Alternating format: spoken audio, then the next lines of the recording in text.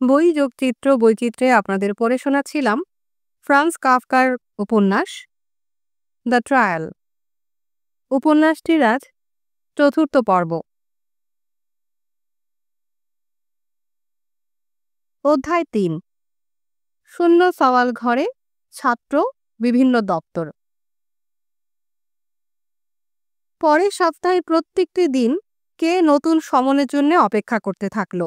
জেরা করতে দিতে যে তার অনিচ্ছা, সেটা ওরা অক্ষরে অক্ষরে মেনে নেবে এ কথা সে ভাবতে পারল না। এবং শনিবার সন্ধ্যায়ও যখন নতুন সমন এলো না, কে ধরে নিল যে সে ঠিক সময়ে ওই ঠিকানায় গিয়ে হাজির হবে, হয়তো ওরা তাই ভেবে রেখেছে। সুতরাং রবিবার সকালে আবার সে সেখানে গিয়ে পৌঁছল এবং এবার বারান্দা ও সিঁড়ি বেয়ে সরাসরি ওপরে উঠে গেল। যে কয়েকজন লোক তাকে চিনতে পারল, তারা নিজেদের দরজায় দাঁড়িয়ে তাকে অভ্যর্থনা জানালো। কিন্তু তাদের কাছ থেকে কোনো লোক সম্বন্ধে কিছু জেনে নেবার প্রয়োজন কের আর ছিল না। সে সহজেই ঠিক দরজাটির কাছে এসে দাঁড়ালো। ধাক্কা দেবার সঙ্গে সঙ্গে দরজাটা খুলে গেল এবং দরজাটার পাশে যে মেয়েটি দাঁড়িয়েছিল তার দিকে একবারও ফিরে না তাকিয়েই কে পাশের ঘরের দিকে পা বাড়ালো। আজ আদালত বসবে না? মেয়েটি বলল। আজ আদালত নেই কেন? প্রশ্ন করল কে। মেয়েটির কথা সে যেন বিশ্বাস করতে পারছিল না। কিন্তু মেয়েটি নিজে পাশের ঘরের দরজা খুলে তাকে দেখিয়ে দিল যে কোনো অধিবেশন হচ্ছে না। ঘরখানা সত্যিই জনশূন্য, আর সেই শূন্যতার জন্যই যেন সমস্ত পরিবেশ আরও কুৎসিত গত রবিবারের চেয়েও।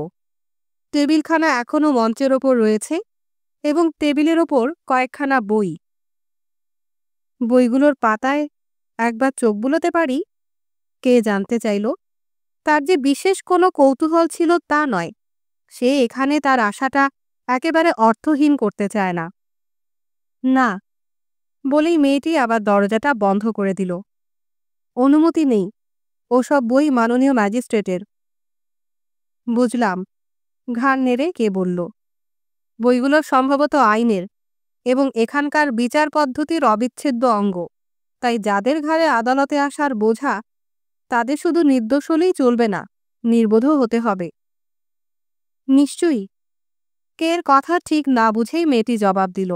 কে বলল, তাহলে আমার এবার যাওয়াই ভালো। আমি কি ম্যাজিস্ট্রেটকে খবর পাঠাবো? বলল মেয়েটি। তুমি চেনো তাকে? নিশ্চয়ই, আমার স্বামী যে আদালতের একজন কর্মচারী। এতক্ষণে কে লক্ষ্য করল যে লাগোয়া ঘরটিতে গত রবিবারে শুধু একটা সাবান জলের গামলা ছিল, সেটি এখন আসবাবপত্রের সাজানো থাকার একটা ঘরে পরিণত হয়েছে। তার বিস্ময় লক্ষ্য করে মেয়েটি বলল, হ্যাঁ, আমরা এখানে বিনা ভাড়ায় থাকবার ঘর পাই, কিন্তু আদালতের অধিবেশনের দিনে আমাদের ঘর ছেড়ে দিতে হয়। আমার স্বামীর এই চাকরির অনেক অসুবিধাও আছে। মেয়েটির দিকে তীক্ষ্ণ চোখে তাকিয়ে কে বলল, আমি ঘর দেখে খুব অবাক হইনি, অবাক হয়েছি তুমি বিবাহিতা দেখে। আদালতে গত অধিবেশনে আপনার বক্তৃতার সময় আমাকে নিয়ে যে ঘটনাটা ঘটেছিল, আপনি বোধহয় তার প্রতি ইঙ্গিত করছেন। মেয়েটি বলল, নিশ্চয়ই সেই ইঙ্গিত করছি। কে বলল, ঘটনাটা অবশ্য পুরনো হয়ে গেছে, তবু তখন আমি অত্যন্ত উত্তেজিত হয়ে উঠেছিলাম, আর এখন তুমি নিজেই বলছো যে তুমি বিবাহিতা। সেদিন যেসব আলোচনা হলো তাতে বোঝা গেল যে আপনার কথা ওদের খুব খারাপ লেগেছিল, অতএব আপনার বক্তৃতার বাধা দেওয়ার খুব একটা ক্ষতি হয়নি। তা হতে পারে, কে কথা ঘোরাতে চাইল না, কিন্তু তাতে তো তোমার নির্দোষিতা প্রমাণ হয় না। যারা আমাকে জানে তারা কেউ আমার দোষ ধরে না, মেয়েটি বলল। যে লোকটিকে আপনি আমাকে জড়িয়ে ধরতে দেখেছিলেন, সে অনেক দিন থেকেই আমার পেছনে লেগে আছে। হয়তো অনেকের চোখেই আমি লোভনীয় নই, কিন্তু তার চোখে আমি লোভনীয়। তাকে এড়িয়ে চলবার কোনো উপায় নেই। এমনকি আমার স্বামীও এখন ব্যাপারটা মেনে নিয়েছে। আমার স্বামীকে যদি এই চাকরি বজায় রাখতে হয়, তাহলে তাকে এটা মেনে নিতেই হবে, কারণ যে লোকটাকে আপনি দেখেছিলেন সে একজন ছাত্র, এবং সম্ভবত একদিন সে আরও বিরাট ক্ষমতার অধিকারী হয়ে উঠবে। আমার পিছনে সে সবসময় লেগে আছে। আজও আপনি আসবার ঠিক আগে সে এখানে ছিল। এখানকার দেখছি সব গানেরই এক সুর। কে বলল? আমি আশ্চর্য হচ্ছি না। আমার মনে হচ্ছে আপনি এখানকার সব অব্যবস্থার প্রতিকার করতে উদগ্রীব। চারিদিকে সতর্ক দৃষ্টির পাহারা দিয়ে ধীরে ধীরে মেয়েটি বলল। তার তাকানোর ভঙ্গিতে মনে হয় যেন তাদের দুজনের পক্ষেই গুরুতর বিপজ্জনক কোনো বিষয় সম্পর্কে সে কথা বলছে। আপনার কথা থেকে এমন কিছুই একটা আমি অনুমান করছিলাম। অবশ্য আপনার বক্তৃতার সবটুকু আমি শুনতে পাইনি। মাত্র কিছুটা যা শুনেছি আমার নিজের তা ভালো লেগেছে। শুরু থেকেই সবটা শোনবার ভাগ্য আমার হয়নি। আমি তখন ছাত্রটির সঙ্গে মেঝের ওপর। আপনি তখন আপনার কথা শেষ করছিলেন। উহ, কি ভয়ানক জায়গা এটা! কথাগুলো বলে মেয়েটি থামল। তারপর কের হাত ধরে বলল, আপনার কি মনে হয় এসব অব্যবস্থার প্রতিকার আপনি করতে পারবেন? কে সামান্য একটু হাসল। মেয়েটির নরম আঙুলের মুঠোয় তার হাতটা একটু কাঁপল। কে বলল, কিন্তু এ জায়গায় আমার কিছু করবার নেই। আর তুমি যদি এমন কোনো কথা ম্যাজিস্ট্রেটকে বলো, তাহলে হয় তিনি তোমার কথা হেসে উড়িয়ে দেবেন, নতুবা কোনো দণ্ড তোমাকে মেনে নিতে হবে। তাছাড়া সত্যি কথা বলতে কি, আমি কখনো স্বপ্নেও আমার নিজের স্বাধীন ইচ্ছা ক্ষুণ্ণ হওয়ার কথা ভাবতে পারি না, এবং এখানকার সম্পর্কে ভেবে ভেবে 1 ঘন্টা ঘুমও নষ্ট করতে রাজি নই। তবে আমাকে গ্রেফতার করা হয়েছে বলেই নানা কথা চিন্তা করতে হচ্ছে। তুমি নিশ্চয়ই জানো আমাকে গ্রেফতার করা হয়েছে, কিন্তু কোনোভাবে আমি যদি তোমাকে এই সময় সাহায্য করতে পারি, খুশি হব। তবে এটা নেহাত পরের উপকারের জন্য নয়। এর বদলে তুমিও আমাকে তো সাহায্য করতে পারো। আমি কিভাবে আপনাকে সাহায্য করব? মেয়েটি জিজ্ঞাসা করল। ওই টেবিলের ওপরকার বইগুলি আমাকে কিছুক্ষণের জন্য দেখতে দিয়ে। বেশ, তাই হবে। মেয়েটি কে সঙ্গে নিয়ে তাড়াতাড়ি এগিয়ে এলো। বইগুলো বহু পুরনো। অনেক হাত ঘোরার পর বইগুলোর পাতার পাশগুলো মুচড়ে গেছে। একটার মলাটি প্রায় সম্পূর্ণভাবে দুমড়ে গেছে মাঝখান থেকে। সামান্য সুতো দিয়ে 2টি অংশ কোনোভাবে আটকানো আছে মাত্র। মাথা ঝাঁকিয়ে কে বলে উঠল, এখানকার সবকিছুই কিরকম নোংরা। ফলে মেয়েটি কের হাত দেওয়ার আগে তার অ্যাপ্রন দিয়ে বইয়ের ওপরকার ধুলো ঝেড়ে দিতে লাগল। কে বইগুলির প্রথম খণ্ডটির পৃষ্ঠা উল্টাতেই দেখে একটি অশ্লীল ছবি। ছবিতে একটি মেয়ে ও একটি পুরুষ উলঙ্গ হয়ে সোফায় বসে আছে। ছবিখানা দেখলেই চিত্রকরের অশ্লীল উদ্দেশ্য বেশ বোঝা যায়।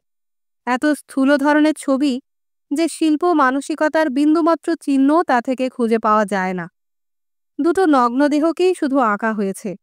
সোজা হয়ে বসে রয়েছে। অন্য কোনো পৃষ্ঠায় আর কে চোখ দিল না।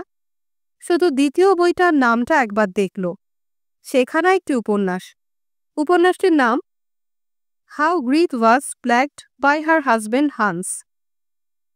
এইসব আইনের বই এখানে পড়া হয়? কে বলল। আর এখানকার এই লোকগুলোই আমার বিচার করবে? আমি আপনাকে সাহায্য করব, মেয়েটি বলল। আমার সাহায্য কি আপনি চান? কোনো রকম বিপদে না পড়ে তুমি কি আমায় সাহায্য করতে পারো? কিছুক্ষণ আগে তুমি বলেছ তোমার স্বামী ঊর্ধ্বতন অফিসারদের সম্পূর্ণভাবে কৃপা নির্ভর।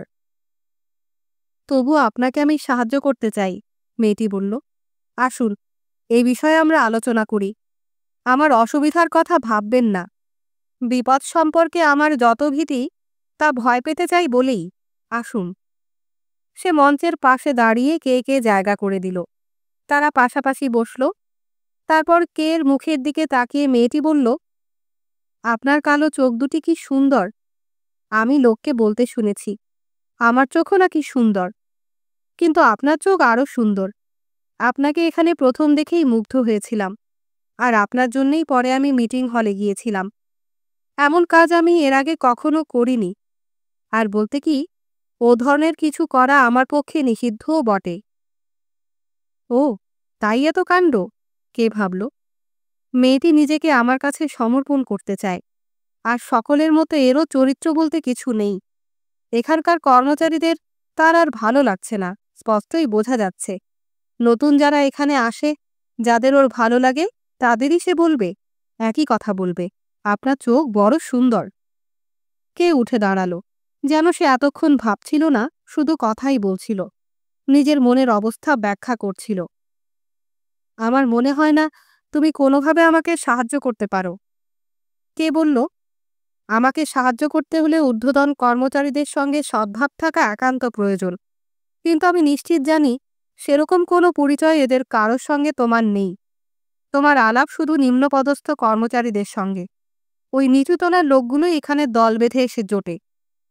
তুমি তাদের সাহায্য নিয়ে আমার জন্য হয়তো কিছু করতে পারো, কিন্তু বহু চেষ্টা করে তারা যা করবে তার দ্বারা মামলার তেমন কিছু সুবিধা হবার আশা নেই। শুধু তোমার কয়েকজন বন্ধুকে তুমি হারাবে মাত্র। আমি তা চাই না। এসব লোকের বন্ধুত্ব তোমার প্রয়োজন। অতি দুঃখের সঙ্গেই আমি একথা বলছি। তোমার প্রশংসার উত্তরে আমার বলতে বাধা নেই, তোমাকে আমারও ভালো লাগে, বিশেষ করে তোমার বেদনাধূসর দৃষ্টি, যা এখনও তোমার চোখে। তবে দেখো, এ ব্যাপারে তোমার দুঃখিত হবার কিছু নেই। যেসব মানুষের দলে তোমার জায়গা, তাদের সঙ্গেই আমার বিবাদ। তুমি কিন্তু তাদের মধ্যে বেশ সহজ হতে পারো। তুমি ওই ছাত্রটিকে ভালোবাসো। তা যদি নাও হয়, তবে আমি বলতে বাধ্য, অন্তত তোমার স্বামীর চেয়ে তুমি তাকে বেশি পছন্দ করো। তোমার কথা শুনলেই এটা বোঝা যায়। না! উঠে না দাঁড়িয়েই চিৎকার করে উঠল মেয়েটি। তারপর কেয়ের হাতখানা জড়িয়ে ধরল সে। হাতটা সরিয়ে নিতে কে বিশেষ চেষ্টা করল না। আপনি যাবেন না? আমার সম্পর্কে ভুল ধারণা নিয়ে আপনি চলে যাবেন না? এভাবে এখান থেকে চলে যেতে কি আপনার একটুও খারাপ লাগবে না? আপনার কাছে কি আমার কোনো মূল্যই নেই? আরও একটুক্ষণ আমার কাছে বসতেও আপনার বাধা, এটুকু অনুগ্রহ কি আপনি আমায় করতে পারেন না? তুমি আমায় ভুল বুঝেছ, এই বলে কে আবার বসে পড়ল। তুমি যদি চাও, আমি খুশি হয়ে এখানে আরও কিছুক্ষণ থাকব। আমার হাতে এখন যথেষ্ট সময়। আদালতে সওয়াল হবে ভেবেই আজ আমি এখানে এসেছিলাম। তবে আমার মূল বক্তব্য হলো, অনুগ্রহ করে আমার মামলা সম্পর্কে তোমাকে কিছু না করতে বলা। তুমি আবার এজন্য অসন্তুষ্ট হও না। তুমি যদি জানবে এই মামলার ব্যাপারটা আমি মোটে গ্রাহ্যের মধ্যেই আনি না, এবং বিচারে যদি আমার কোনো শাস্তি হয় তবে হাসব, তখন তোমার নিশ্চয়ই ক্ষোভের কোনো কারণ থাকবে না। আমার মনে হয় না কোর্ট এই সম্পর্কে কোনো সঠিক সিদ্ধান্তে কখনো আসতে পারবে। মনে হচ্ছে ইতিমধ্যেই সমস্ত কিছুই ধামাচাপা দেয়া হয়েছে, আর তা না হলেও শিগগিরই দেয়া হবে। কারণ মামলার তদন্তের ভার যাদের উপরে, তারা অত্যন্ত অলস। তাই সবকিছু ভুলে যাওয়া তাদের পক্ষে সম্ভব। অথবা প্রকৃতপক্ষে যারা দায়ী, তাদের প্রতি ভীতি এর কারণ হতে পারে। অথবা তারা কিছু টাকা পয়সা আমার কাছ থেকে পাওয়ার আশায় মামলার একটি অভিনয়ও চালিয়ে যেতে পারে। তবে তোমাকে বলি, শোনো, তারা যেন নিশ্চিন্ত থাকতে পারে, কারণ আমি কখনো কাউকে ঘুষ দেব না। নেহাতি যদি তুমি আমার জন্য কিছু করতে চাও, তবে ম্যাজিস্ট্রেট সাহেবকে এই কথা জানিয়ে দিতে পারো, অথবা অন্য এমন কোনো লোককে জানিয়ে দিতে পারো যে খবরটা বেশ চাউর করে দেবে। বলবে, কোনো বিষয়ে আমি ঘুষের পক্ষপাতী নই। ঘুষ দেওয়ায় আমি কখনোই প্রলুব্ধ হব না। কোনো ফন্দি ফিকির করেও কোনোভাবেই আমি কর্মচারীদের ঘুষ দেব না। এইসব লোক যারা ঘুষ নিতে বেশ উদ্গ্রীব, কোনোভাবেই তারা আমার কাছ থেকে এক আদলাও বার করতে পারবে না। এই কথাটা ওদের তুমি স্পষ্ট করে জানিয়ে দিও। তবে আমার মনে হয় এরই মধ্যে তারা ব্যাপারটা আঁচ করতে পেরেছে। আর যদি নাও পেরে থাকে, তাদের সংবাদটা না জানালেও আমার কোনো ক্ষতি নেই। অবশ্য জানা থাকলে কিছু অসুবিধার হাত থেকে তারা বেঁচে যাবে, আর আমাকেও কোনো অপ্রীতিকর অবস্থায় পড়তে হয় না। কিন্তু তেমন ঘটনা ঘটলে তাদের যদি বেশ অসুবিধা হয়, তবে তাও সহ্য করতে আমি আনন্দের সঙ্গেই রাজি হব। আমি দেখতে চাই ওরা অপ্রীতিকর অবস্থায় পড়ুক। এর জন্য যা করার আমি করবই। ও একটা কথা, তোমার সঙ্গে কি সত্যি ম্যাজিস্ট্রেটের আলাপ আছে? নিশ্চয়ই, মেয়েটি বলল। আপনাকে যখন আমি সাহায্যের কথা বলি, তখন তার কথাই সবথেকে আগে আমার মনে হয়েছিল। আমি জানতাম না তিনি একজন সামান্য কর্মচারী। তবে আপনি যখন বলছেন, কথাটা অবশ্যই সত্যি। অবশ্য একথাও আমার মনে হচ্ছে, ঊর্ধ্বতন কর্তৃপক্ষ মহলে তিনি যে রিপোর্টগুলি পাঠিয়েছেন, তা নিশ্চয়ই তাদের মতামত প্রভাবিত করবে। আর তিনি অনেক রিপোর্ট পাঠিয়েছেন। আপনি বলছিলেন সব কর্মচারী কুঁড়ে, কিন্তু তা সবার সম্পর্কে ঠিক খাটে না, বিশেষ করে ম্যাজিস্ট্রেট, যে সবসময় রিপোর্ট লেখে। যেমন গত রবিবার সন্ধ্যার পরেও কোর্টের কাজ চলেছিল। অধিবেশনের পর সকলেই চলে যায়, কিন্তু তিনি একা কোর্টে থেকে গেলেন। আমি তাকে আমাদের ঘরের ছোট ল্যাম্পটা দিয়ে এলাম।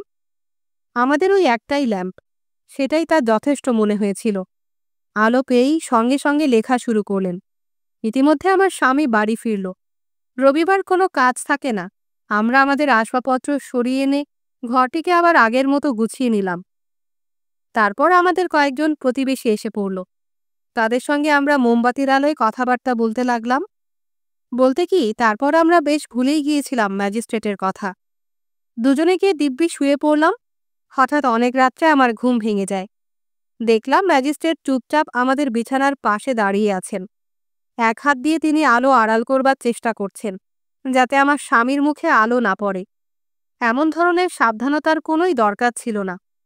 আমার স্বামীর ঘুম এত গভীর যে ওই আলোয় তার ঘুম ভাঙে না। আমি এত অবাক হয়েছিলাম যে আর একটু হলে প্রায় চিৎকার করে উঠতাম আর কি। কিন্তু ম্যাজিস্ট্রেট বড় ভালো, সে আমাকে সতর্ক করে দিল। ফিসফিস করে আমার কানে কানে বলল, এতক্ষণ পর্যন্ত সে লিখছিল, সে আলোটা ফিরিয়ে দিতে এসেছিল। আর বলল কি জানেন? আর বলল, সে জীবনেও ভুলবে না আমার শুয়ে থাকার দৃশ্য। বিছানায় ঘুমিয়ে থাকা আমার চেহারাটা নাকি একটি ছবির মতন। আমি এসব বলছি শুধু আপনাকে জানাতে যে ম্যাজিস্ট্রেট সাহেব সবসময়ই ব্যস্ত থাকেন রিপোর্ট লেখা নিয়ে, বিশেষ করে আপনার রিপোর্ট। কারণ ও দুদিনের অধিবেশনে আপনার সওয়ালের গুরুত্ব অনেক। আর অত বড় রিপোর্ট নিশ্চয়ই বাজে হতে পারে না। যাই হোক, আপনি বোধহয় সব কথা শুনে অনুমান করতে পেরেছেন যে ম্যাজিস্ট্রেট বেশ আমার সম্পর্কে মনোযোগী হয়ে পড়ছে। সেই দিনই সে বোধহয় আমাকে প্রথম দেখল। আমি তার উপর বেশ প্রভাব ফেলতে পারি, এটাই শুরু তো। এছাড়া এরই মধ্যে আমি অন্য অনেক প্রমাণ পেয়েছি যে আমার একটু অনুগ্রহ তিনি চান। গতকাল তিনি ছাত্রটির মারফত আমার জন্য একজোড়া সিল্কের মোজা পাঠিয়েছেন। ছাত্রটি তার সঙ্গেই কাজ করে। তাদের দুজনের মধ্যে একটা বন্ধুত্বের সম্পর্ক গড়ে উঠেছে।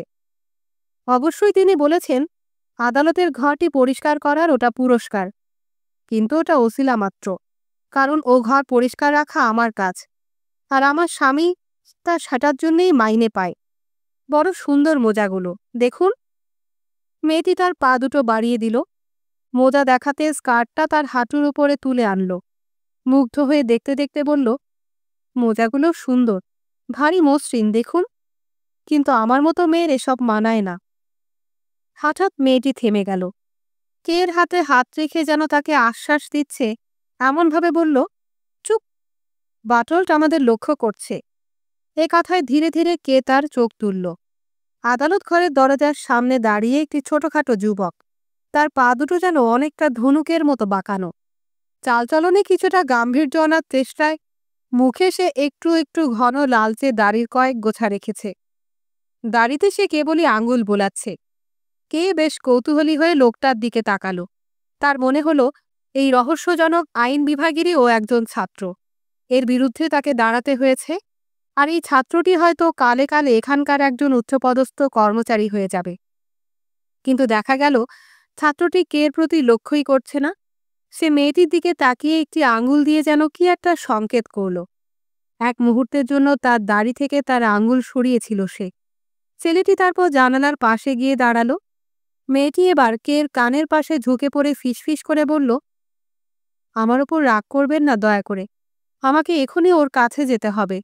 দেখছেন না কি ভয়ানক চেহারা, পা দুটো কেমন বাঁকা। কিন্তু আমি 1 মিনিটের মধ্যেই ফিরে আসছি, তখন আপনার সঙ্গে যাব। যদি অবশ্য আপনি আমাকে সঙ্গে নন। আপনি যদি চান তবে আপনার সঙ্গে যে কোনো জায়গায় আমি যেতে রাজি আছি। আমাকে নিয়ে আপনি যা খুশি তাই করতে পারেন। এখান থেকে বাইরে যেতে পারলে আমি বেঁচে যাই, আর সে যাওয়াই যেন আমার শেষ যাওয়া হয়। শেষবারের মতো মেয়েটি কের হাতের ওপর মৃদু চাপ দিল। তারপর হঠাৎ উঠে দাঁড়িয়ে তাড়াতাড়ি ছুটে চলে গেল জানালার দিকে। ইচ্ছার বিরুদ্ধেই যেন কের হাতটা মেয়েটিকে জড়িয়ে ধরতে শূন্যে এগিয়ে এলো। মেয়েটি সত্যি কে আকর্ষণ করেছে। ভেবে দেখল এই মুগ্ধতায় তার মগ্ন না হবার কোনো যুক্তিই নেই। এবার তার মন থেকে সব সন্দেহ সরে গেল। আর তার মনে হলো না আদালতের নির্দেশেই মেয়েটি এমন করে তাকে প্রলুব্ধ করতে পারে। মেয়েটি কি করেই বা তাকে ফাঁদে ফেলবে? এখনো কি এই আদালতের নিয়ম নির্দেশ অগ্রাহ্য করবার মতো স্বাধীন সে নয়? অন্তত তার ক্ষেত্রে সেই সব নিয়মকানুন যতটুকু খাটে, এমন একটি সামান্য ব্যাপারেও কি সে নিজের ওপর বিশ্বাস রাখতে পারছে না? মেয়েটি তাকে সাহায্য করবার যে আগ্রহ দেখিয়েছিল, কই তাতে কোনো কপটতার তো চিহ্নও খুঁজে পাওয়া গেল না। আর সেই আগ্রহের সবটুকুই অগ্রাহ্য করবার মতো নয়। মেয়েটিকে যদি কে তার সঙ্গে নিয়ে যায়, তবে নিশ্চয়ই ম্যাজিস্ট্রেট আর তার অনুচরেরা খুব জব্দ হবে। এর চেয়ে এদের উপরে আরো উপযুক্ত কি প্রতিহিংসা নেওয়া যায়? মেয়েটি যদি কের সঙ্গে চলে যায়, তখন হয়তো একদিন ম্যাজিস্ট্রেট কে সম্পর্কে তার মিথ্যা রিপোর্ট তৈরি করবার কাজ শেষ করে মেয়েটির ঘরে আসবে। এসে দেখবে শয্যা শূন্য, মেয়েটি নেই। তখন মেয়েটি কের কাছে, এই মেয়েটি যে এখন ওই জানালার পাশে দাঁড়িয়ে, সে তখন একমাত্র কের একান্তভাবেই তার। কালো খসখসে পোশাকের নিচে নরম মোমের মতো মসৃণ, অথচ উত্তপ্ত যৌন আবেদনময় দেহটির সমস্ত উত্তাপটুকু তখন কের, আর কারও নয়। মনে মনে এতক্ষণ শুধু সন্দেহ আর দ্বিধার ঢেউ তুলেছে সে। হঠাৎ খেয়াল হলো তার, ওদের ফিসফিসিয়ে আলাপ যেন অনেকক্ষণ ধরেই চলেছে। এবার সে টেবিলের ওপর আঙুলের গাঁট দিয়ে শব্দ করল। তাতেও কথা শেষ না হওয়ায় কিল মারতে লাগলো টেবিলের ওপরে। ছাত্রটি মেয়েটির কাঁধের ওপর দিয়ে কের দিকে এক পলক দেখল, কিন্তু সরে গেল না, বরং মেয়েটির আরো ঘনিষ্ঠ হল, তার কোমর জড়িয়ে ধরল। মেয়েটি আগ্রহে ছেলেটির দিকে মাথা ঝুঁকিয়ে আনল, যেন কত মনোযোগ দিয়ে সে তার কথা শুনছে। আর এমন করে মুখ ঘুরিয়ে আনায় ছেলেটি তার গলার ওপর সশব্দে চুমু খেল এবং একেবারেই তার কথা থামালো না। এই দৃশ্য দেখে এ জায়গায় স্বৈরাচারী পরিবেশ সম্পর্কে কের মনে আর কোনো সন্দেহ থাকল না। এই নিয়মের জন্যই ছাত্রটি মেয়েটির ওপর এমন জবরদস্তি করতে পারছে। মেয়েটিও তার কাছে এই বিষয়ে অভিযোগ করেছিল। এ কথা মনে হতেই কে উঠে দাঁড়ালো আর তারপর ঘরময় পায়চারি করতে শুরু করলো। মাঝে মাঝে ছাত্রটির দিকে আর চোখে তাকিয়ে ভাবতে লাগলো, কিভাবে তাড়াতাড়ি ওর হাত থেকে রেহাই পাওয়া যায়। তার এমন চলাফেরায় নিশ্চয়ই সে বেশ বিরক্ত বোধ করছে, কারণ এতক্ষণে তার নীরব পায়চারি ক্রুব্ধ সশব্দে পরিণত হয়েছে। তাই যখন কে শুনল ছেলেটি রেগে গিয়ে বলছে, আপনি যদি এতই অধৈর্য হয়ে পড়েন, তবে অনায়াসে চলে যেতে পারেন। কিছুই আপনার রাস্তা আগলে দাঁড়াবে না, কেউ আপনাকে আটকাবে না। বাস্তবিক পক্ষে আমি এ ঘরে আসার পরই আপনার চলে যাওয়া উচিত ছিল। যাই হোক, তা যখন জাননি, এখন যত তাড়াতাড়ি পারেন এখান থেকে সরে পড়াই আপনার কর্তব্য। ছাত্রটির কথায় রাগ যেন ফেটে পড়ছে, সেই সঙ্গে তার বলার ভঙ্গিতে ভবিষ্যতের ঊর্ধ্বতন কর্মীর ঔদ্ধত্যের রেশও ফুটে বেরোচ্ছে। মনে হলো সে যেন কোনো ঘৃণ্য কয়েদির সঙ্গে কথা বলছে। কে ছাত্রটির বেশ কাছে সরে এলো, একটু হাসল, তারপর বলল, আমি যে অধৈর্য হয়েছি সে কথা সত্যি, কিন্তু আমার অধৈর্য অবস্থা থেকে আপনিই সহজে আমাকে মুক্তি দিতে পারেন। আপনি যদি আমাদের এখানে রেখে চলে যান, তাহলে সব ঠিক হয়ে যায়। অবশ্য যদি ঘটনাক্রমে পড়াশোনা করার জন্যই আপনি এ ঘরে এসে থাকেন, তবে এ ঘর এখনই আমি খালি করে দিতে রাজি আছি। আমি শুনেছি আপনি এখানকার একজন ছাত্র। আমি মেয়েটিকে নিয়ে বাইরে চলে যাব, আপনি নিশ্চিন্তে পড়া করুন। আমি জানি জজ হবার আগে আপনাকে অনেক পড়া করতে হবে, যদিও আইন সম্পর্কিত খুঁটিনাটি বিষয়ে বিশেষভাবে আমি কিছু জানি না, কথা স্বীকার করছি। তবু এটুকু আমি জোর দিয়েই বলতে পারি যে আইনের সঙ্গে আপনার অভদ্র রূঢ় কথাবার্তার বিশেষ কোনোই যোগ নেই। অথচ দেখছি এমন অভদ্র আচরণেই আপনি লজ্জাজনকভাবে পারদর্শী হয়ে উঠেছেন। ছাত্রটি বলে উঠল, লোকটিকে এভাবে ঘুরে বেড়াতে দেয়া কিছুতেই উচিত হয়নি। তার কথার ধরনে মনে হলো কে যেসব অপমানসূচক কথা তাকে বলেছে, তার অর্থ যেন মেয়েটিকে বুঝিয়ে দিচ্ছে ভুল হয়েছিল। আমি সে কথা ম্যাজিস্ট্রেটকে বলেছিলাম। সওয়ালের সময় ওকে যেন তিনি তার নিজের ঘরে বন্ধ করে রাখেন। মাঝে মাঝে যেন আমি ম্যাজিস্ট্রেটকে বুঝে উঠতে পারি না। এত সব কথায় কাজ কি? কে বলল। তার হাতটি মেয়েটির দিকে বাড়িয়ে বলল, চলো আমরা যাই। তাই নাকি? ছাত্রটি বলে উঠল, তবে আপনি মেয়েটিকে কিছুতেই পেতে পারেন না। এই বলে এক হাতে সে মেয়েটিকে তুলে নিল। ছেলেটিকে দেখলে কেউ বিশ্বাস করবে না ওর গায়ে এত শক্তি আছে। কোলে তুলে নিয়ে সে তার নরম দৃষ্টি মেয়েটির মুখে বুলিয়ে দিল। তারপর বোধহয় মেয়েটির ভারী একটু কুঁজো হয়ে দৌড়ে দরজার দিকে গেল। ওর ব্যবহারে মনে হলো কে যেন সে ভয়ই পেয়েছে। তবু সে কে আরো একটু রাগিয়ে দিতেই আরো শক্ত করে জড়িয়ে ধরল মেয়েটিকে আর তাকে আদর করতে লাগলো। তাদের পেছনে কয়েক পা এগিয়ে গেল। সে ঠিক করেছিল তাদের যেতে দেবে না, দরকার হলে ছেলেটির গলা টিপে ধরবে। মেয়েটি তখন বলল, এসব করে কোনো লাভ হবে না। ম্যাজিস্ট্রেট আমাকে নিয়ে যাবার জন্য একে পাঠিয়েছেন। আমার আপনার সঙ্গে যেতে সাহস হচ্ছে না। তাই খুদে গুন্ডা। ছাত্রটির গালে দুটো মৃদু টোকা দিয়ে সে আবার বলল, গুন্ডাটা আপনার সঙ্গে আমাকে কিছুতেই যেতে দেবে না। আর তুমিও নিশ্চয়ই ওর হাত থেকে মুক্তি পেতে চাও না। ক্রোধে চিৎকার করে উঠল। তার হাতখানা ছাত্রটির কাঁধের ওপর রাখল আর ছাত্রটিও দাঁত দিয়ে হাতে কট করে কামড় দিল। মেয়েটি কে দু হাত দিয়ে ঠেলে চেঁচিয়ে বলল, না না, আপনি এমন করবেন না।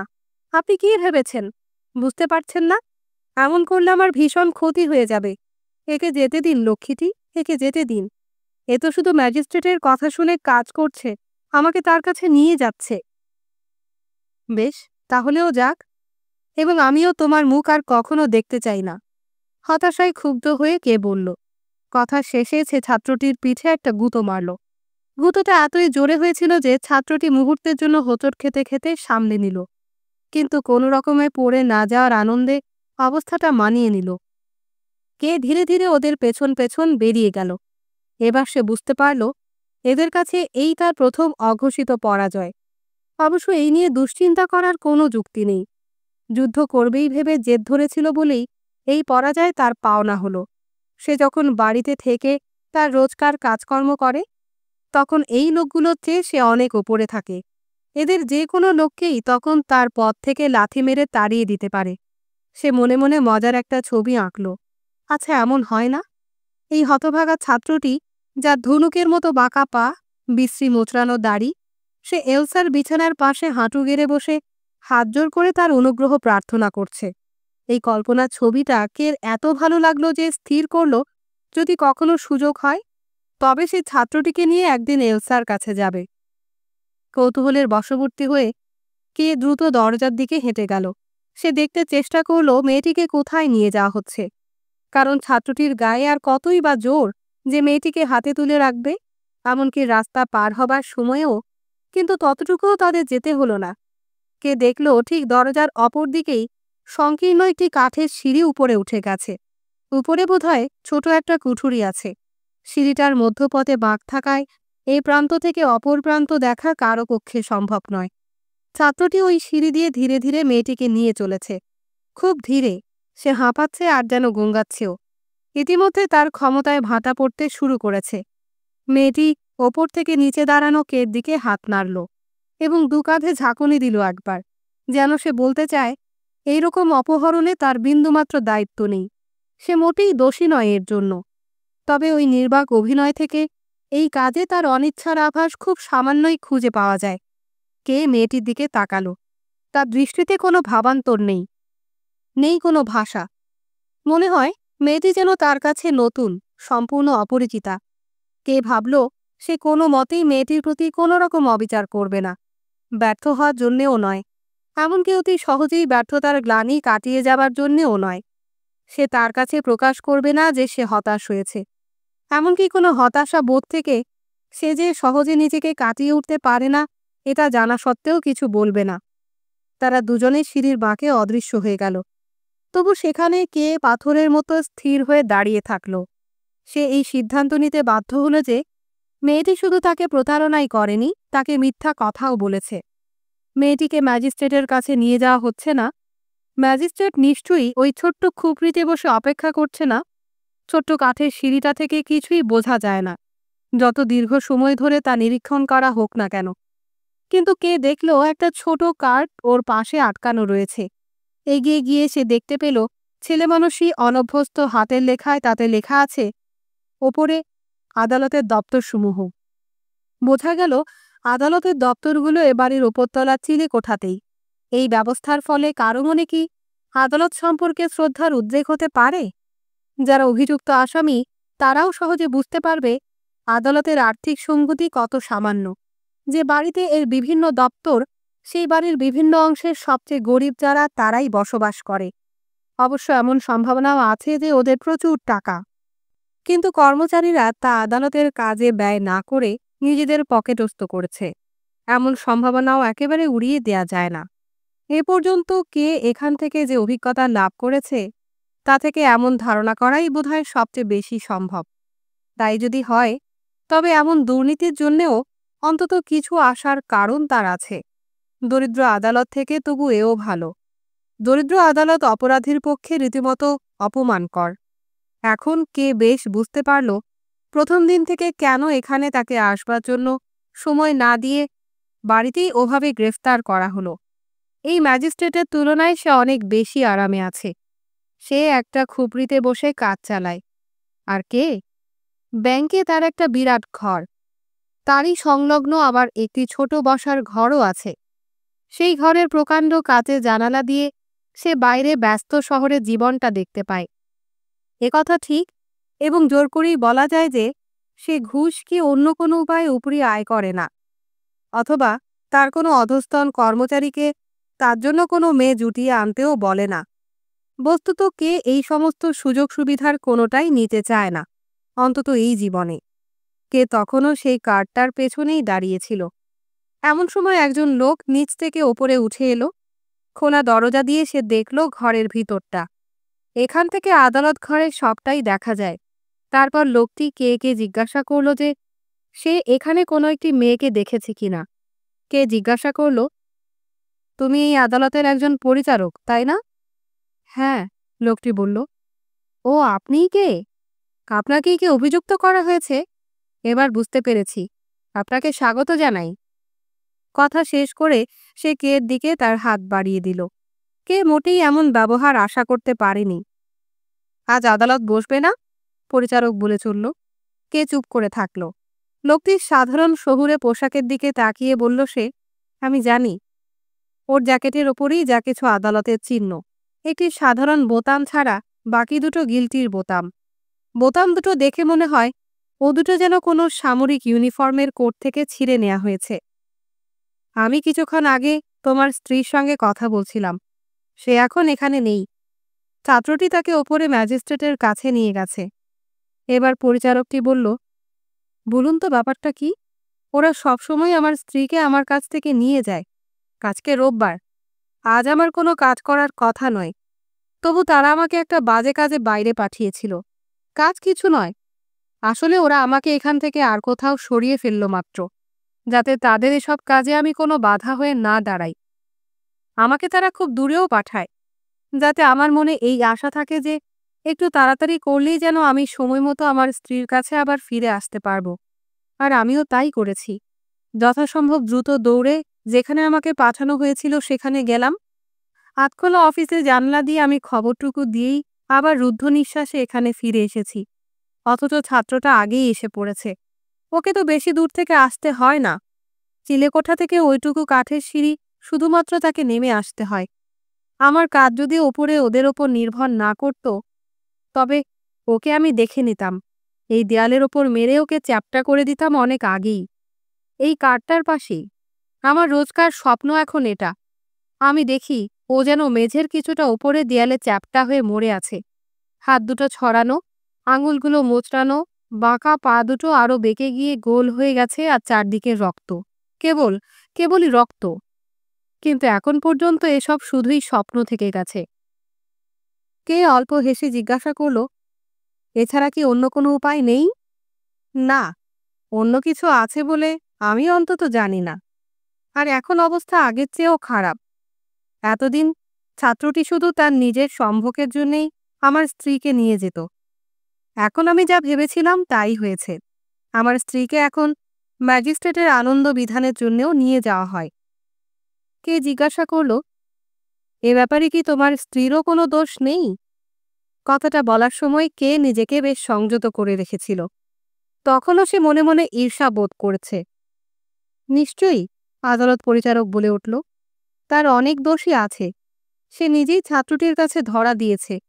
আর লোকটিও হলো সেরকম, সে যে কোনো মেয়ে দেখবে তারই পেছনে ছুটবে। এই বাড়িরই 5টি ফ্ল্যাট থেকে ও গলা ধাক্কা খেয়েছে এরই মধ্যে। 5টির অন্তঃপুরেই তার অবাধ গতি ছিল। আর আমার স্ত্রী এই বাড়ির মধ্যে সবচেয়ে সুন্দরী।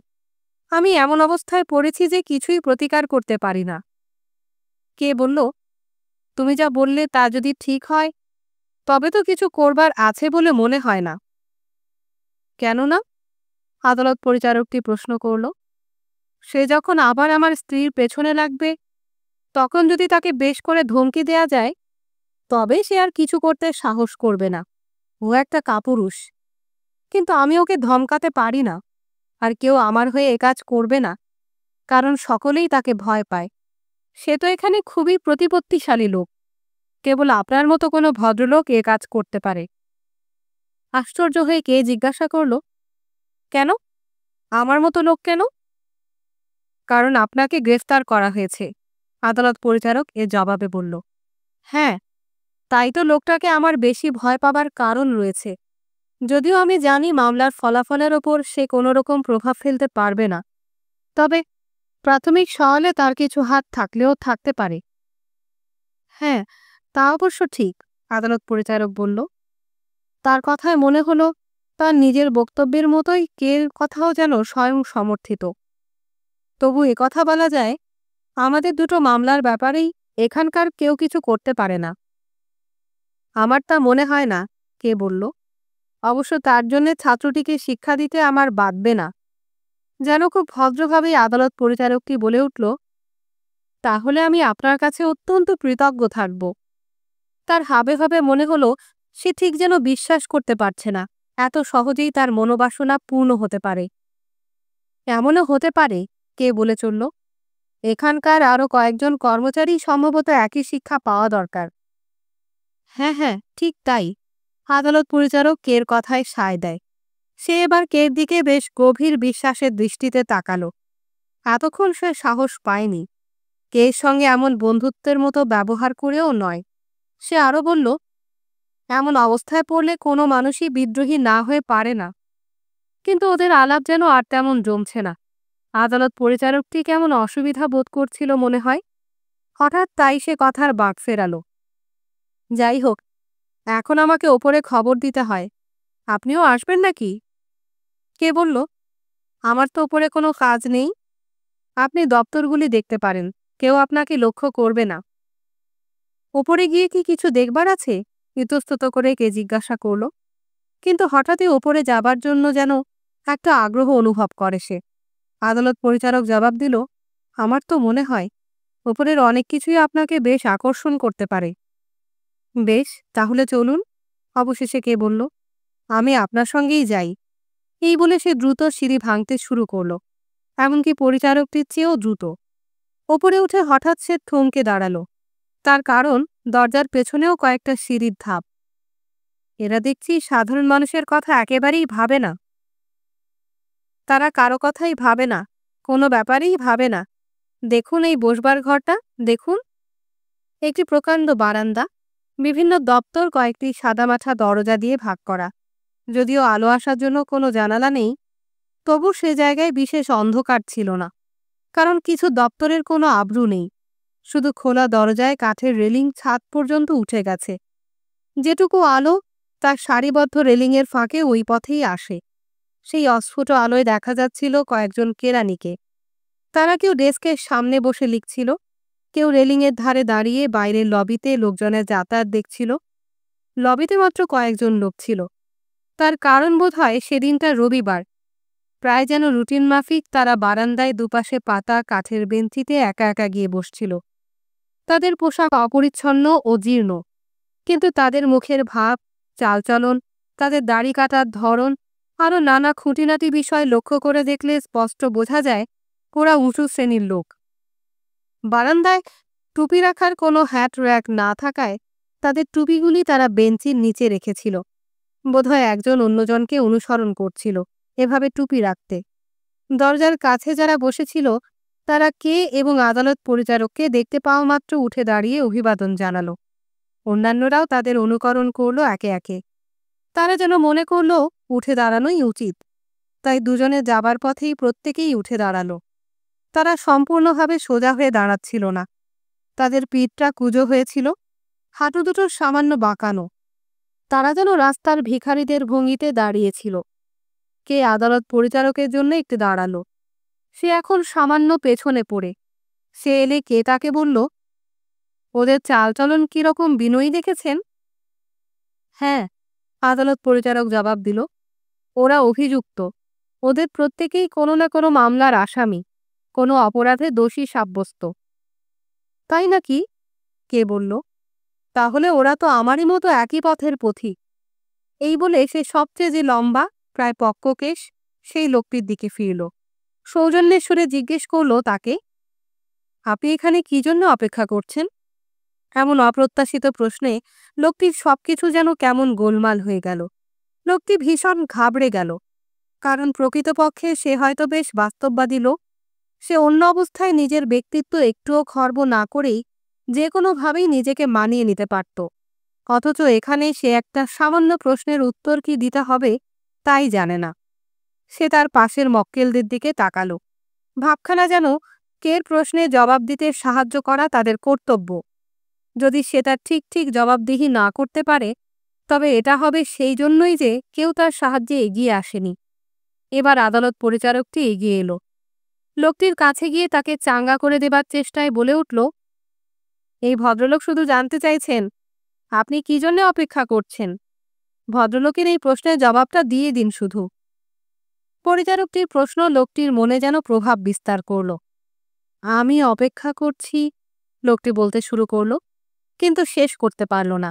স্পষ্টই বোঝা যায় সে প্রশ্নটির বেশ মাপা জোকা একটা উত্তর খুঁজে বেড়াচ্ছে, কিন্তু জানত না কিভাবে তা করবে। অন্যান্য লোকগুলো এতক্ষণে ওদের চারপাশে সরে এসে দাঁড়িয়েছে। আদালত পরিচারক তাই ওদের বলল, আপনারা সব সরে দাঁড়ান, যাতায়াতের পথে ভিড় করবেন না। তারা একটু পিছু হটল ঠিকই, কিন্তু একেবারে নিজের নিজের জায়গায় ফিরে গেল না। ইতিমধ্যে লোকটি যেন নিজেকে গুছিয়ে নিয়েছে। ক্ষীণ একটু হেসে আবার উত্তর করল, 1 মাস আগে আমি আমার মামলা সংক্রান্ত বিষয়ে কতগুলি এফিডেভিট দাখিল করেছিলাম। তার কি হলো জানার জন্যই আমি অপেক্ষা করছি। মনে হচ্ছে, কে বলল, আপনি বেশ ঝামেলায় জড়িয়ে পড়েছেন। হ্যাঁ, আমার নিজের মামলা কি না, লোকটি উত্তর করল। কিন্তু আপনার মতো কেউ ভাবেন না, কে আবার বলল। যেমন ধরুন আমাকেও গ্রেফতার করা হয়েছে। কিন্তু এখানে আমি সত্যিই যেমন দাঁড়িয়ে আছি, তেমনি সত্যি এই যে আমি কোনো রকম এফিডেভিট অথবা সে জাতীয় কিছু এ পর্যন্ত দাখিল করিনি। আপনি কি মনে করেন এর কোনো দরকার আছে? এর উত্তরে আমি সঠিক কিছু বলতে পারি না, লোকটি উত্তর করল। আবার সে আস্থা হারাচ্ছে আর যে সে যথার্থই ভাবল কে তাকে নিয়ে তামাশা করছে। তাই নতুন করে ভুল যাতে না হয় সেই সম্ভাবনা এড়াতে প্রায় আগের কথারই পুনরাবৃত্তি করছিল আর কি। কিন্তু কের অধীর আগ্রহপূর্ণ দৃষ্টির সামনে সে শুধু বলল, যাই হোক, আমি আমার এফিডেভিটগুলো দাখিল করেছি। সম্ভবত আপনার বিশ্বাস হচ্ছে না যে আমাকে গ্রেফতার করা হয়েছে, কে জিজ্ঞাসা করল। না না, বিশ্বাস করব না কেন, নিশ্চয়ই আপনাকে গ্রেফতার করা হয়েছে, লোকটি বলল। সঙ্গে সঙ্গে সে একপাশে সরে যাবার চেষ্টা করছিল, আর তার জবাবের বিশ্বাসের স্বর মোটেই ছিল না, কেমন যেন আশঙ্কার আভাস। তার মানে আপনি সত্যি আমার কথা বিশ্বাস করছেন না? নিজের অজান্তেই যেন লোকটির বিনয় দেখে সে উত্তেজিত হয়ে বাহু ধরে টানল, যেন তাকে বিশ্বাস করতে বাধ্য করবে। তাকে ব্যথা দেবার কোনো ইচ্ছা ছিল না কের, তাই বেশ আলগা করেই লোকটিকে সে ধরেছিল। তবু লোকটি চিৎকার করে উঠল, যেন কে তাকে জ্বলন্ত সাঁড়াশি দিয়ে চেপে ধরেছে 2 আঙ্গুল দিয়ে নয়। ওরকম হাস্যকর চিৎকার কের পক্ষে অসহ্য মনে হলো। লোকটি যদি তার কথা বিশ্বাস না করে না করল, সম্ভবত সে কেই জজ মনে করেছে। ছেড়ে দেবার আগে কে লোকটির এবার সত্যিই জোরে চেপে ধরল, তারপর ছুঁড়ে দিল বেঞ্চের ওপর এবং ওখান থেকে চলে এলো।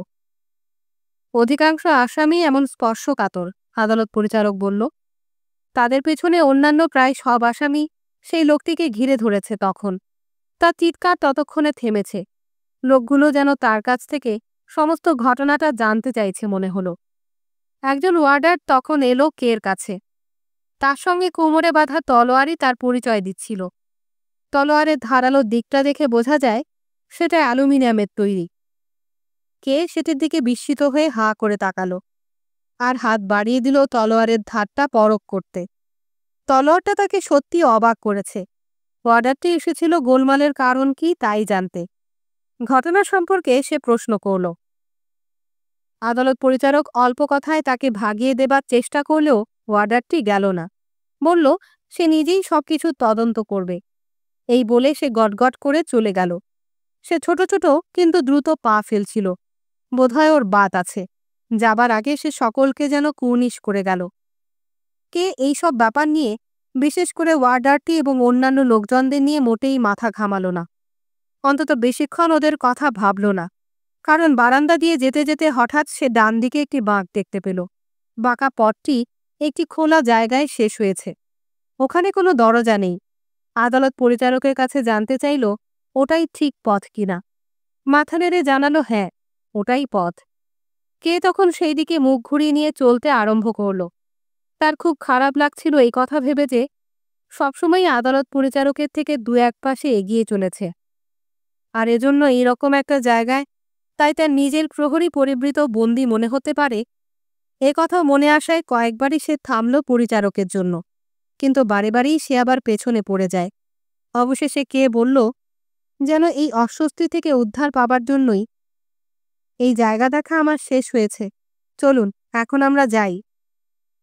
আপনার এখনো সবকিছু দেখা হয়নি, আদালত পরিচারকটি খুব সরল মনে বলল। আমি সবকিছু দেখতে চাই না। এতক্ষণে কে যেন সত্যি বেশ ক্লান্ত হয়ে পড়েছে। আমি এখন বাইরে যেতে চাই। কিভাবে এখান থেকে বার হওয়া যাবে? কোনটা বার হবার দরজা? বিস্ময়ের সঙ্গে আদালত পরিচারক বলল, আপনি নিশ্চয়ই এরই মধ্যে আপনার পথ ভুলে যাননি।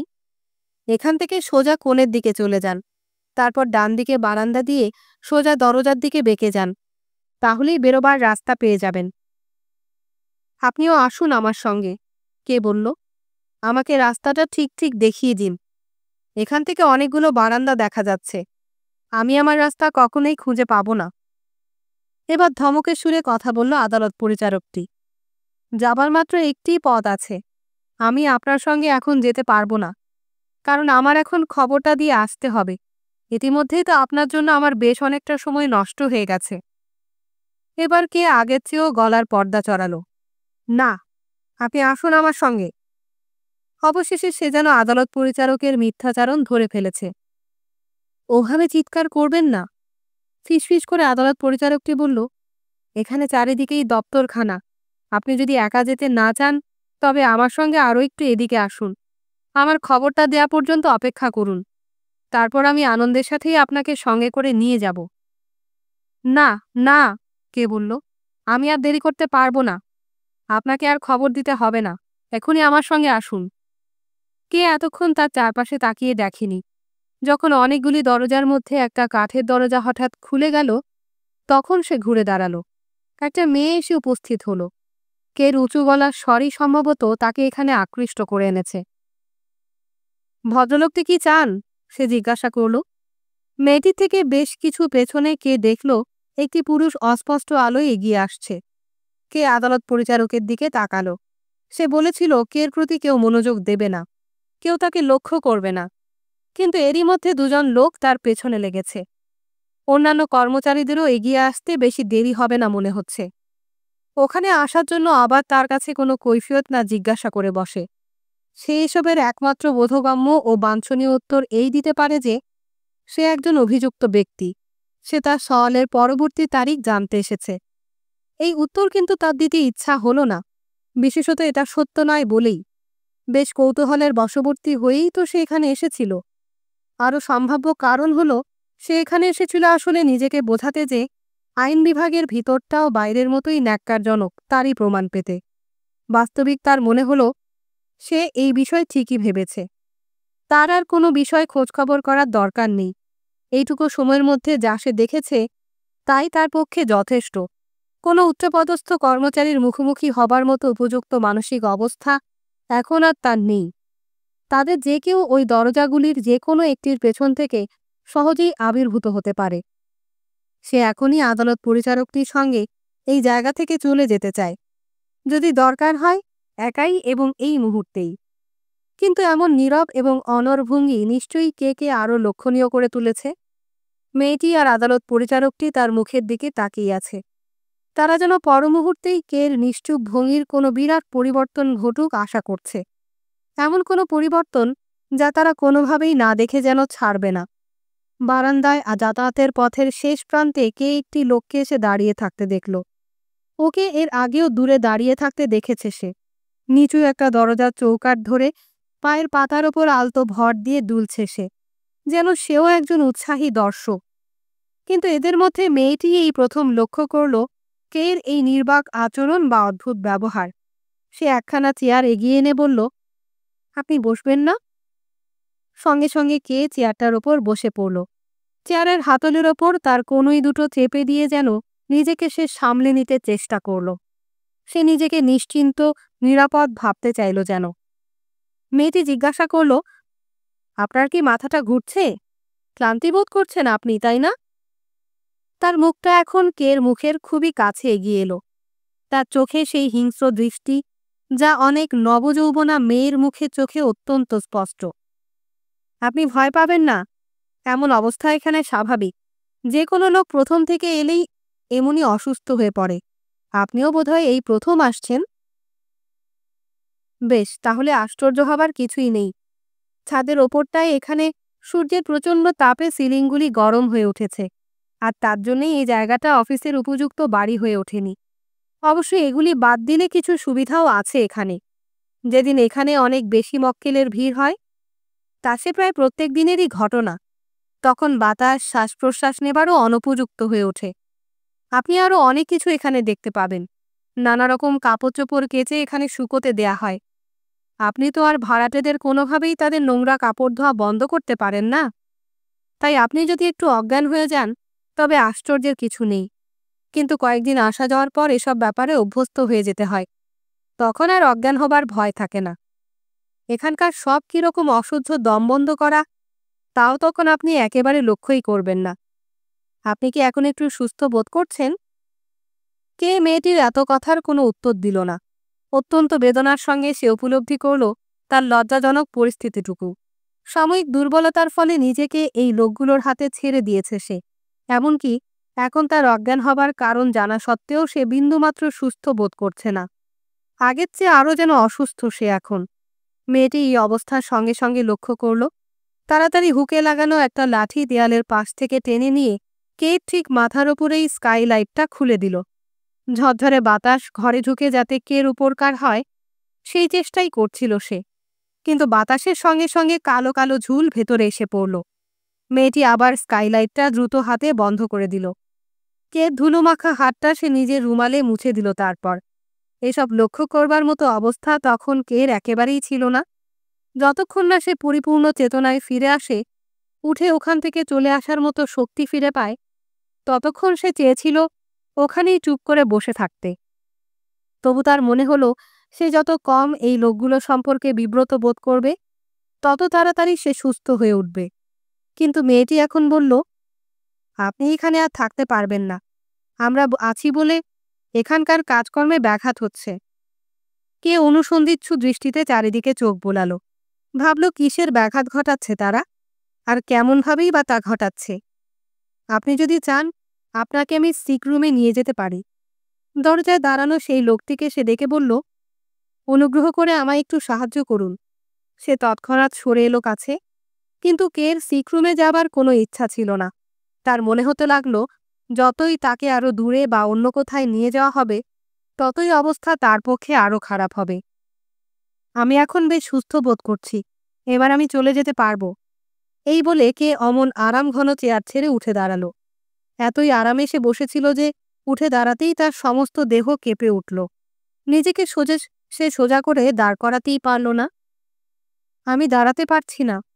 মাথাটা অসহায়ভাবে নেড়ে সে বলল। একটা দীর্ঘশ্বাস ফেলে সে আবার বসে পড়ল। আদালত পরিচারকটির কথা তার মনে পড়ল। সে তো তাকে সহজেই ওখান থেকে নিয়ে যেতে পারে।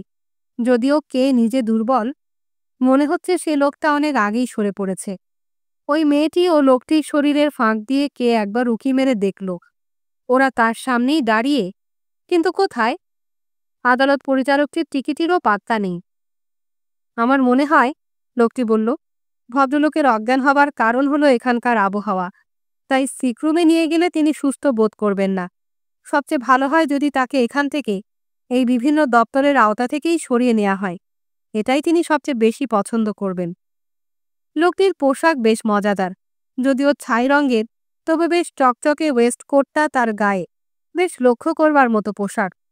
কোটটার পেছনের প্রান্ত দুটো দুদিকে সোজা লম্বা হয়ে নেমেছে। লোকটির কথায় কে জোর করে উঠল, জোরে বলে উঠল, ঠিক তাই। তার কথাটা যেন সে লুফে নিল। আনন্দের আতিশয্যে সে বলল, হ্যাঁ ঠিক তাই। আমাকে বাইরে নিয়ে গেলেই আমি সুস্থ বোধ করব। আমি ঠিক জানি আমি মোটেই তেমন দুর্বল নই। আপনাদের কাউকে আমি বেশি কষ্ট দেব না। শুধু একজনের কাঁধে ভর করে আমি দরজাটুকু পর্যন্ত যেতে চাই। সেটা বেশি দূরে না। সেখানে সিঁড়ির ওপর খানিকক্ষণ বসে আবার শক্তি ফিরে পাব। আমি ঠিক বলছি, তখন আমার একটুও কষ্ট হবে না। এই ধরনের অসুস্থতা আমার এই প্রথম। এর আগে তো এমন হয়নি। তাই আমি নিজেই অবাক হয়েছি দেখে। আমিও তো একজন অফিসার। কিন্তু বলতে কি, এ ধরনের আবহাওয়া আমার ওখানে নেই। যে কোনো একজনের সহ্যের বাইরে এখানকার বাতাস, এখানকার পরিবেশ। আপনারাও তো সেই একই কথা বলছেন। তাই অনুগ্রহ করে আপনি কি আমায় একটু সাহায্য করবেন? আপনার কাঁধে ভর দিয়ে আমি পথটুকু পার হব। আমি খুব ক্লান্ত। উঠে দাঁড়াতে গেলেই মাথাটা কেমন যেন ঘুরছে আর ঝিমঝিম করছে। সে তার কাঁধ দুটো তুলে ধরল যাতে অপর দুজন সহজেই তাকে ধরে নিয়ে যেতে পারে। লোকটি তা সত্ত্বেও কের অনুরোধে হাত বাড়িয়ে দিল না। যেমন ছিল ঠিক তেমনি পকেটের মধ্যে হাত ঢুকিয়ে দাঁড়িয়ে থাকল। জোরে হেসে সে মেয়েটিকে বলল, দেখলে তো, আমি ঠিক ধরতে পেরেছি। ভদ্রলোকটির যত অসুস্থতা, যত অসুবিধা, সব এখানেই। অন্য কোথাও গেলে আর তিনি কোনো অসুবিধা বোধ করবেন না। এ কথায় মেয়েটিও ঠোঁটের ফাঁকে একটু মৃদু হাসল, কিন্তু সেই সঙ্গে খুব আস্তে লোকটির বাহুতে আঙুলের হালকা টোকা মারল, যেন সে বলতে চায়, কের এমন অবস্থায় ওরকম করে ঠাট্টা করা উচিত নয়। কিন্তু শোনো, লোকটি বলল, তখনও সে হাসছে, আমি কিন্তু ভদ্রলোকের দরজা পর্যন্ত এগিয়ে দেব। আমি নিশ্চয়ই দরজা দেখিয়ে দেব। বেশ, তাই হবে। মেয়েটি তার ছোট্ট সুন্দর মাথাটি নুইয়ে জবাব দেয়। কে কে তারপর বলে, ওর হাসিতে আপনি কিছু মনে করবেন না। কের চোখে তখন আবার সেই শূন্য দৃষ্টি, বিষণ্ণ এবং ম্লান। বাইরে থেকে মনে হয় কোনো কথাই যেন তাকে ছুঁয়ে যেতে পারেনি। আপনাকে কি এই ভদ্রলোকের সঙ্গে আলাপ করিয়ে দিতে পারি? সম্মতি প্রার্থনার ভঙ্গিতে লোকটি তার হাত দোলাল। বেশ, এই ভদ্রলোকটি আমাদের অনুসন্ধান বিভাগের প্রতিনিধিত্ব করেন। এখানকার আইনকানুন সাধারণ লোক খুব ভালোভাবে জানে না, তাই অনেক খবরের তাদের দরকার হয়। বিভিন্ন অভিযুক্ত বা মক্কেলের কোনো বিষয়ে খোঁজ খবর দরকার হলে ইনি তা দিয়ে থাকেন। প্রত্যেক প্রশ্নেরই উত্তর তার কাছে পাওয়া যাবে। আপনার কিছু দরকার হলে একে জিজ্ঞাসা করতে পারেন। কিন্তু এটাই ওর সব পরিচয় নয়, আরও আছে। ওর কেতাদুরস্ত পোশাক আশাকও বিশেষ উল্লেখযোগ্য। আমরা, অর্থাৎ সব কর্মীরা মিলে স্থির করেছি, অনুসন্ধান বিভাগের কর্মী যেন বেশ কায়দাদুরস্ত পোশাকে থাকেন, কারণ তাকে সবসময়ই বিভিন্ন ধরনের লোকের সংস্পর্শে আসতে হয়। মক্কেলদের প্রাথমিক ধারণা যাতে অনুকূল হয়, তাই এমন ব্যবস্থা। এখানকার অন্য আর সকলের অত্যন্ত সাধারণ ও পুরনো ফ্যাশনের পোশাক। আপনি নিশ্চয়ই আমার পোশাক দেখেই তা অনুমান করতে পেরেছেন। পোশাকের জন্য বেশি অর্থ ব্যয়ের কোনো মানে হয় না আমার মতে, কারণ আমরা কদাচিৎ দপ্তরের বাইরে যাই, এমনকি আমরা এখানে ঘুমোই পর্যন্ত। কিন্তু আগেই বলেছি, ওর পোশাক বেশ ভালো হওয়া দরকার বলে আমরা মনে করি। কিন্তু এসব বিষয়ে এখানকার কর্তৃপক্ষের মনোভাব বড় অদ্ভুত। তারা কোনো পোশাক কিনে দিতে রাজি নয়। আমরা তাই চাঁদা তুলি নিজেরাই। অনেক মক্কেলকেও এর জন্য চাঁদা দিয়েছেন, ওর জন্য এই সুন্দর স্যুটটা কিনে দিতে। এছাড়া অন্য কয়েকটি পোশাকও করিয়ে দিয়েছি। সাধারণ লোকের মনে ভালো ধারণা তৈরি করে দিতে আর কিছুরই দরকার নেই। কিন্তু এমনভাবে হেসেই সব মাটি করে দেন উনি। তাই কেউ তাকে গুরুত্ব দেয় না, কেউ ওর কাছে ভিড়তেও চায় না। সবই তো ঠিক, লোকটি বিস্ময় সুরে বলল, কিন্তু আমি বুঝতে পারছি না ফ্রয়লাইন, আমাদের এই সব গোপন বিষয়গুলো আপনি এই ভদ্রলোকটিকে বলতে গেলেন কেন? আর এসব বোধহয় জানতেও চান না তিনি। ওর দিকে তাকিয়ে দেখুন, উনি নিশ্চয়ই নিজের চিন্তাতেই বেশি ব্যস্ত হয়ে ডুবে আছেন। লোকটির এ কথার কোনো উপযুক্ত জবাব দিতেও বিন্দুমাত্র ইচ্ছা হলো না কের। মেয়েটি সদিচ্ছা আছে বলেই তার মনে হলো। কথায় কথায় সে তাকে যেন তার আগে সুস্থ অবস্থায় ফিরিয়ে নিতে চায়। তবে এ ব্যাপারে পন্থাটা তার যথোচিত হয়নি। অপমানকর, মেয়েটি বলে উঠল। আমার মনে হয় ওকে যদি এখান থেকে সরিয়ে নিয়ে যাই, তবে এর চেয়ে অনেক বেশি অপমানও তিনি তুচ্ছ মনে করতে রাজি হবেন। কে কিছু বলল না, তাদের দিকে তাকালো না পর্যন্ত। ওকে নিয়ে যত আলোচনা সবই চুপ করে শুনে গেল, যেন সে একটা জড় পদার্থ। কে যেন এই অবস্থাটা পছন্দ করছিল সত্যি সত্যি। হঠাৎ সে অনুভব করল তার একটি বগলের নিচে লোকটির হাত, অন্যটির নিচে মেয়েটির। লোকটি বলল, উঠুন দুবলাবাবু। আনন্দে বিস্মিত হয়ে কে বলল, আপনাদের অনেক অনেক ধন্যবাদ। এবং সে খুব ধীরে ধীরে উঠে দাঁড়ালো। শরীরের যেখানে তখনও দুর্বলতার রেশ আছে, সেখানে অপরিচিত দুজনের হাত টেনে টেনে যেন ভালো করে তাদের ওপর ভর দিয়ে দাঁড়ালো। তারা বারান্দার পথে আসছিল। মেয়েটি তখন কের কানের কাছে মুখ নিয়ে নরম গলায় বলল, আপনার মনে হতে পারে অনুসন্ধান বিভাগের কর্মী সম্বন্ধে আমি খুব চিন্তিত, যাতে ওকে লোকে ভালো বলে সেরকম কথাই বলতে চাই। কিন্তু বিশ্বাস করুন, আমি ওর সম্পর্কে যেটুকু খাঁটি শুধু সেটুকু কথাই বলতে চেয়েছি। ও মোটেই কঠিন হৃদয়ের লোক নয়। অসুস্থ কোনো লোককে এখান থেকে সরিয়ে নেবার বা সাহায্য করবার কাজ তো ওর নয়। তবুও দেখুন, ও আপনাকে সাহায্য করতে পারলে আমরা খুশিই হই। অথচ আদালতের কর্মচারী হিসেবে কাউকেই কোনো রকম সাহায্য না করার ভান দেখিয়ে বেশ একটা কাঠখোট্টা ভাব আমরা কত সহজেই আমাদের ব্যবহারে আর চেহারায় আনি। এইসব আমার একটুও ভালো লাগে না। আপনি কি এখানে একটু বসবেন? অনুসন্ধান বিভাগের কর্মীটি বলল। তারা এতক্ষণে বড় লবিতে এসে পৌঁছেছে। প্রথম যে আসামির সঙ্গে কে কথা বলেছিল, সে এখন ঠিক তারই বিপরীত দিকে। এভাবে ওর সামনে পড়ে কে বেশ লজ্জা পেল। প্রথম সাক্ষাতে ও লোকটির সামনে সোজা হয়ে দাঁড়িয়েছিল। এখন দুজন লোকের প্রয়োজন হচ্ছে ওকে ঠিক করে দাঁড় করিয়ে রাখতে। আঙ্গুলের ডগায় টুপিটা সামলে নিল অনুসন্ধান বিভাগের কর্মীটি। তার চুলগুলো এলোমেলো হয়ে পড়েছে ঘামে ভেজা কপালের ওপর। অভিযুক্ত লোকটি এসব যেন কিছুই লক্ষ্য করছিল না। সে শুধু বিনীতভাবে অনুসন্ধান বিভাগের কর্মীটির সামনে উঠে দাঁড়ালো। ইতিমধ্যে কর্মীটি তাকে এক পলক দেখেছে।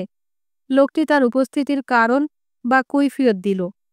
আমি জানি, সে বলল, আমার এফিডেভিট সম্পর্কে কোনো সিদ্ধান্ত আজ জানানো হবে না। তবু আমি এসেছি, কারণ আমার হাতে অনেক সময়। এখানেই আমি এসে অপেক্ষা করতে পারি। আজ রবিবার, আজ আর আমি এখানে কাউকে বিরক্ত করব না। আপনারা তো কুণ্ঠা বোধ করার কোনো কারণ নেই, অনুসন্ধান বিভাগের কর্মীটি বলল। আপনার এভাবে কথা বলা আমি প্রশংসা করি। এখানে যদিও আপনি জায়গা দখল করে আছেন, কিন্তু আমার কাজের কোনো অসুবিধা না করলে আপনার মামলা দ্রুত নিষ্পত্তির ব্যাপারে যা করতে চান, যতটুকু করতে চান, তা করতে পারেন। ওসবে আমি মোটেও বাধা দেব না। এখানে অনেকেই তাদের কর্তব্য সম্পর্কে জঘন্য রকম উদাসীন। এই যারা দেখছে তারা কি আপনাদের মতো মানুষের সঙ্গে ব্যবহারের সময় ধৈর্য রাখতে পারে? তবে আপনি এখন বসতে পারেন। মক্কেলের সঙ্গে কথা বলার কায়দা ও কি চমৎকার আয়ত্ত করেছে দেখেছেন? ফিসফিস করে মেয়েটি বলল। কে মাথা নেড়ে সায় দেয়, কিন্তু তৎক্ষণাৎ ভীষণভাবে চমকে উঠল যখন অনুসন্ধান বিভাগের কর্মীটি তাকে জিজ্ঞাসা করল, আপনি কি এখানে একটু বসতে চান? না, আমি বিশ্রাম করতে চাই না, কে যতটা সম্ভব দৃঢ়ভাবে বলল। কিন্তু আরও একটু বসতে পারলে আসলে সে খুশিই হতো। তার মনে হলো যেন তার সমুদ্র পীড়া হয়েছে, যেন উত্তাল সমুদ্রে ভাসমান এক জাহাজে সে ভেসে চলেছে। তার চারপাশের কাঠের দেয়ালে সমুদ্রের জল গর্জনে ভেঙে পড়ছে, যেন প্যাসেজের শেষ প্রান্ত থেকেই আসছে ওই উত্তাল ঢেউগুলি, যেন পথটি জাহাজের মতোই হেলে দুলে গড়িয়ে পড়ছে, আর তারই সঙ্গে অপেক্ষারত মক্কেলরাও উঠছে এবং পড়ছে। এই সমস্ত কিছুর মধ্যে ছেলেটি আর সেই মেয়েটি যেন এক দুর্বোধ্য অস্তিত্ব। ওদের শান্ত ভাবটি বুঝি মূর্ত স্থৈর্যের প্রতীক। ওরা এখানে একমাত্র ভরসা। ওদের হাতেই সে আত্মসমর্পণ করেছে। এখন যদি তারা তাকে ছেড়ে দেয়, একখণ্ড কাঠের মতোই সে টুপ করে পড়ে যাবে। তাদের ছোট ছোট তীক্ষ্ণ দৃষ্টি চারিদিকে বুলিয়ে তারা যেন সতর্ক পাহারা রেখেছে। তারা ধীরে ধীরে অগ্রসর হচ্ছে। সে বুঝতে পারল সে নিজে ওদের তালে তাল রেখে এগিয়ে যাচ্ছে না, তাকে কেউ বয়ে নিয়ে চলেছে। অবশেষে একসময় বুঝতে পারল তারই সঙ্গে তারা কথা বলছে, কিন্তু অনেক চেষ্টা করেও সে তাদের কথা ধরতে পারে না। ওই জায়গাটির একটা না একটা কানে তালা লাগানোর শব্দ সে শুনছে, এছাড়া আর কিছুই কানে আসছিল না। সাইরেনের মতো এক তীক্ষ্ণ একঘেয়ে সুর যেন সেই গোলমাল থেকে ভেসে আসছে। জোরে বলুন, মাথা নোয়ানো অবস্থায় ফিসফিস করে কে বলল। কথাটা বলেই সে লজ্জা পেল। কারণ তারা বেশ জোরে জোরেই কথা বলছিল, যদিও কিছুই সে বুঝতে পারছে না। তারপর হঠাৎ তার মনে হলো সামনের দেয়ালটা দুই ভাগে ভাগ হয়ে গেল, আর এক ঝলক ঠান্ডা খোলা বাতাসের বন্যা অবশেষে সেই ফাঁক দিয়ে তারই দিকে ছুটে এলো। তার কাছ থেকে কেউ যেন কথা বলছে শুনল। প্রথমে সে যেতে চাইল, কিন্তু দরজা খোলার পর নড়বার বিন্দুমাত্র লক্ষণও দেখা যাচ্ছে না। কে দেখল মেয়েটি তার সামনে দরজা খুলে দাঁড়িয়ে, যেন এক মুহূর্তে কে তার সমস্ত চেতনা, সমস্ত শক্তি ফিরে পেল। একটুও দেরি না করে মুক্তির স্বাদ গ্রহণ করতে চাইল সে। সঙ্গে সঙ্গে সিঁড়ির ধাপে পা বাড়ালো আর তার বাহকদের সেখান থেকে বিদায় জানালো। বাহকেরা মাথা ঝুঁকিয়ে তার কথা শুনতে চেষ্টা করল। অনেক ধন্যবাদ। ঘুরিয়ে ফিরিয়ে বারবার কথা বলল আর বারে বারে তাদের সঙ্গে সে করমর্দন করল।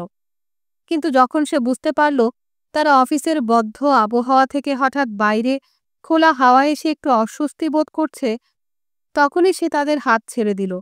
তার মনে হলো সে যেমন বদ্ধ আবহাওয়ায় অভ্যস্ত নয়, এরাও তেমনি খোলা জায়গায় মুক্ত বাতাসে অনভ্যস্ত। ওরা অসুস্থ বোধ করে, তাই তেমন ভালো করে উত্তরই দিল না। আর একটু দেরি করলেই হয়তো মেয়েটি অজ্ঞান হয়ে পড়ে যেত, যদি না কে ক্ষিপ্র হাতে সিঁড়ির মধ্যবর্তী দরজাটা বন্ধ করে দিত। কে সেখানে একটু সময় দাঁড়ালো। পকেট আয়না বার করে সে তার চুলগুলো পরিপাটি করে সিঁড়ির ওপর থেকে টুপিটা তুলে নিল। অনুসন্ধান বিভাগের কর্মীটি হয়তো টুপিটি তার দিকে ছুঁড়ে দিয়েছে। লম্বা লম্বা পা ফেলে প্রাণবন্তভাবে সে এবার সিঁড়ি দিয়ে নামতে শুরু করল। নিজের কাণ্ড দেখে তার নিজের ভয়ও হল। সাধারণভাবে তার স্বাস্থ্য খুবই ভালো, তার সুগঠিত দেহ। এমন অভিনব অভিজ্ঞতা এর আগে আর কখনো লাভ করেনি। তার দেহ কি হঠাৎ বিদ্রোহ করতে চাইল একটা নতুন অভিজ্ঞতা সৃষ্টি করতে তার জীবনে? কারণ এক পুরনো ধাঁচের অবস্থা তো সে এতদিন নির্বিঘ্নে উপভোগ করেই চলেছিল। অবশ্য একবার ডাক্তারের সঙ্গে পরামর্শ করার চিন্তাটা যে একেবারেই মাথা থেকে সরিয়ে দিল তা নয়। যাই হোক, সে মন স্থির করে নিল। নিজেই সে ভেবে ঠিক করবে ভবিষ্যতে রবিবারগুলো সকালবেলাটা কেমন করে আরো ভালোভাবে কাটানো যাবে।